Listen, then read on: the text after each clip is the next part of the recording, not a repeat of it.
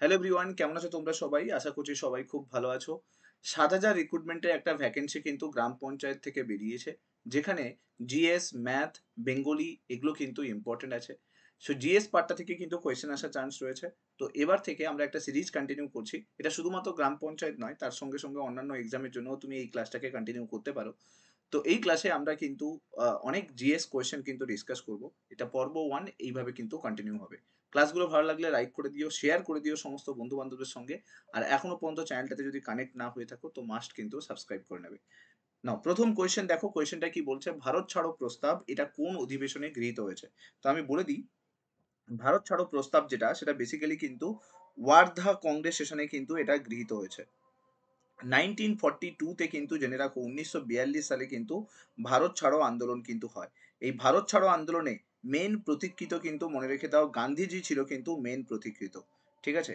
এখানে যে তোমাকে জিজ্ঞেস করেছে যে লাহোর অধিবেশন যেটা সেটা কোন ইয়ারে হয়েছিল, তো সেটাও মনে রাখো 1930 সালে কিন্তু লাহোর অধিবেশন হয়। সরি, 1929 সালে। আর 1929-এর পরে 1930 সালে এই লাহোর অধিবেশনকে কেন্দ্র করে আইন অমান্য আন্দোলন কিন্তু করা হয়। কোন অমান্য আন্দোলন? আইন অমান্য আন্দোলন। এই অমান্য আন্দোলন কিন্তু করা হয়। আর লখনৌ সেশন এটা কোন ইয়ারে হয়? 1916 সালে কিন্তু লখনৌ সেশন কিন্তু হয়। পরের কোয়েশ্চেন দেখো, কোল বিদ্রোহ কত সালে হয়েছিল? আচ্ছা, এখানে বলেছে কোল বিদ্রোহ শুরু কবে হয়েছিল? তো মনে রেখে দাও 1830 অনওয়ার্ডস কিন্তু কোল বিদ্রোহ কিন্তু শুরু হয়। তোমাকে সাঁওতাল বিদ্রোহ সম্বন্ধে জিজ্ঞেস করতে পারে যে সাঁওতাল বিদ্রোহ কোন ইয়ারে হয়? তো মনে রাখো সাঁওতাল বিদ্রোহ কিন্তু 1855 সালে কিন্তু সাঁওতাল বিদ্রোহ হয়। ঠিক একইভাবে তোমাকে বলতে পারে যে মুন্ডা বিদ্রোহ কোন ইয়ারে হয়েছিল? তো মনে রেখে দাও মুন্ডা বিদ্রোহ কিন্তু 1899 সালে কিন্তু মুন্ডা বিদ্রোহ হয়। আর সিপাহী বিদ্রোহ কোন ইয়ারে হয়েছিল? সেটাও মনে রেখে দাও, সিপাহী বিদ্রোহ যেটা সেটা কিন্তু হয়েছিল 1857 সালে কিন্তু সিপাহী বিদ্রোহ হয়। ঠিক আছে? নেক্সট কোয়েশ্চেন দেখো, আলিপুর বোমা মামলায় শ্রী অরবিন্দের কৌশলী কে ছিলেন? অর্থাৎ অরবিন্দের উকিল কে ছিলেন? তো এটা কারেক্ট আনসার হয়ে যাবে কিন্তু সি আর দাস হয়ে যাবে কিন্তু কারেক্ট আনসার। আলিপুর বোমা মামলা কোন ইয়ারে হয়? 1908 সালে কিন্তু আলিপুর বোমা মামলা হয়। আর এখানে দুজন কিন্তু দোষী সাব্যস্ত হয়, একটা হচ্ছে ক্ষুদিরাম বসু এবং প্রফুল্ল চাকি, এই দুজনকে কিন্তু করা হয়। আর মনে রাখো এতে কিন্তু অরবিন্দ ঘোষও কিন্তু জড়িত হয়। ঠিক আছে? গোপাল কৃষ্ণ গোখলে মনে রেখে দাও 1905 সালে বেনারস সেশন, কংগ্রেসের যে বেনারস সেশন হয় সেই সেশনের কিন্তু প্রেসিডেন্ট ছিলেন কিন্তু এই গোপাল কৃষ্ণ গোখলে। একে কিন্তু গান্ধীজির কিন্তু কি বলা হয়? গান্ধীজির কিন্তু গান্ধীর গুরু কিন্তু বলা হয় এই গোপাল কৃষ্ণ গোখলেকে। পরে কোয়েশ্চেন দেখো, সান্ধ্য পত্রিকার সম্পাদক কে ছিলেন? তো এটা কারেক্ট আনসার কি হয়ে যাবে? ব্রহ্ম বান্ধব উপাধ্যায়, ইনি কিন্তু সান্ধ্য পত্রিকার সম্পাদক ছিলেন। ঠিক একইভাবে তোমাকে মনে রেখে দাও, কৃষ্ণ কুমার মিত্র একজনের নাম জিজ্ঞেস করে এক্সামে, কৃষ্ণ কুমার মিত্র ইনিও মনে রাখো সঞ্জীবনী পত্রিকার কিন্তু সম্পাদক ছিলেন। সঞ্জীবনী পত্রিকা ওনার ওটার কিন্তু সম্পাদক ছিলেন কিন্তু কৃষ্ণ কুমার মিত্র।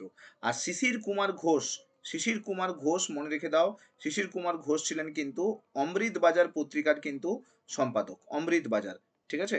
এই পত্রিকার সম্পাদক ছিলেন কিন্তু শিশির কুমার ঘোষ।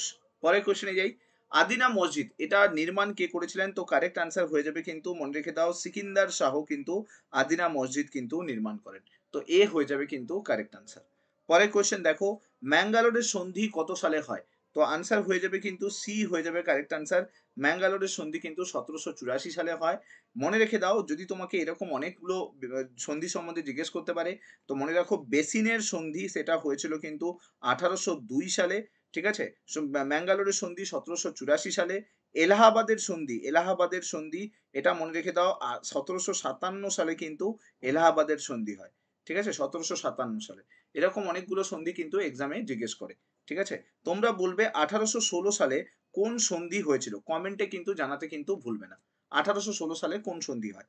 পরের কোয়েশ্চেন, স্বদেশ বান্ধব সমিতি কে প্রতিষ্ঠা করেন? কারেক্ট আনসার হয়ে যাবে কিন্তু মনে রেখে দাও অশ্বিনী কুমার দত্ত কিন্তু স্বদেশ বান্ধব সমিতি কিন্তু প্রতিষ্ঠা করেছিলেন। কে? অশ্বিনী কুমার দত্ত। একে কিন্তু বরিশালের কিন্তু নেতা বলা হয়। বরিশালের নেতা অনেক সময় এক্সামে জিজ্ঞেস করে বরিশালের নেতা কাকে বলা হয়? সেটা কিন্তু বলা হয় কিন্তু এই অশ্বিনী কুমার দত্তকে। আর লালা লাজপত রায় মনে রেখে দাও, লালা লাজপত রায়, বালগঙ্গাধর তিলক এবং আহ হচ্ছে বিপিন চন্দ্র পাল, তিনজনই কিন্তু মোস্ট ইম্পর্টেন্ট কিন্তু এক্সট্রিমিস্ট কিন্তু ছিলেন। আর প্রমথনাথ মিত্র, পি মিত্র, পি মিত্র কোন অর্গানাইজেশন তৈরি করেছিল সেটা তোমরা বলবে। কোন অর্গানাইজেশন পি মিত্র তৈরি করে? ঠিক আছে? প্রমথনাথ মিত্র কোন অর্গানাইজেশন তৈরি করে? পুলিন বিহারী দাস এ কিন্তু জেনে রাখো ঢাকা অনুশীলন সমিতি কিন্তু তৈরি করেছিল। ঢাকা অনুশীলন সমিতি সেটা কিন্তু তৈরি করেছিল কিন্তু পুলিন বিহারী দাস। ঠিক আছে? পরের কোয়েশ্চেন দেখো, সারা ভারত কিষাণ সভার প্রথম অধিবেশনে কে সভাপতিত্ব করেন? কারেক্ট আনসার হয়ে যাবে কিন্তু সহজানন্দ সরস্বতী হয়ে যাবে কিন্তু কারেক্ট আনসার। তো সারা ভারত অল ইন্ডিয়া কিষাণ সভা যেটা সেটা হয়েছিল কোন ইয়ারে? 1936 সালে কিন্তু অল ইন্ডিয়া কিষাণ সভা হয়। আর তার সভাপতিত্ব করেছিলেন কিন্তু সহজানন্দ সরস্বতী। সুভাষচন্দ্র বসু মনে রেখে দাও, সুভাষচন্দ্র বসু যে বইটা ছিল বইটার নাম ছিল ইন্ডিয়ান স্ট্রাগেল। বইটার নাম কি বললাম? Indian struggle. এটা কিন্তু মনে রেখে দাও, এটা কিন্তু সুভাষচন্দ্র বইয়ের লেখা কিন্তু বই। আর লালা লাজপত রায় এবং যে দেখো বিপিন চন্দ্র পাল আর হচ্ছে তোমার বাল গঙ্গাধর তিলক কে বলেছিল যে স্বরাজ আমার জন্মগত অধিকার, তা আমি অর্জন করবই। তো স্বরাজের কথাটা কিন্তু বলেছিল কিন্তু জেনে রাখো তিলক বলেছিল স্বরাজ আমার জন্মগত অধিকার, আমি তা অর্জন করবই। ঠিক আছে? আর ফজলুল হক মনে রেখে দাও কৃষক প্রজা পার্টির কিন্তু প্রেসিডেন্ট ছিল কে? কৃষক প্রজা পার্টি, তার প্রেসিডেন্ট ছিল কিন্তু মনে রেখে দাও ফজলুল হক। পরের কোয়েশ্চেন, কোন নদী সিয়াচন হিমবাহ বরফ গলা জলে পুষ্ট? এটা কারেক্ট আনসার হয়ে যাবে নুব্রা নদী, যেটা এটা কিন্তু সিয়াচেনের বরফ গলা জলে কিন্তু পুষ্ট আছে। শতদ্রু নদী মনে রেখে দাও মানস সরোবর থেকে কিন্তু উৎপন্ন হয়েছে। মানস সরোবর ওখান থেকে কিন্তু শতদ্রু নদী উৎপন্ন হয়েছে। আর মনে রেখে দাও বিয়াস নদীর ওপরে কিন্তু মনে রেখে দাও পং ড্যামটা কিন্তু রয়েছে। পং ড্যাম যেটা সেটা কিন্তু বিয়াস নদীর ওপরে রয়েছে। আর সিন্ধু নদী, সিন্ধু নদীও জেনে রাখো মানস সরোবর থেকে কিন্তু উৎপন্ন হয়েছে সিন্ধু নদী। ঠিক আছে? মানস সরোবর ওখান থেকে কিন্তু উৎপন্ন হয়েছে সিন্ধু নদী। শতদ্রু নদীও কিন্তু তাই।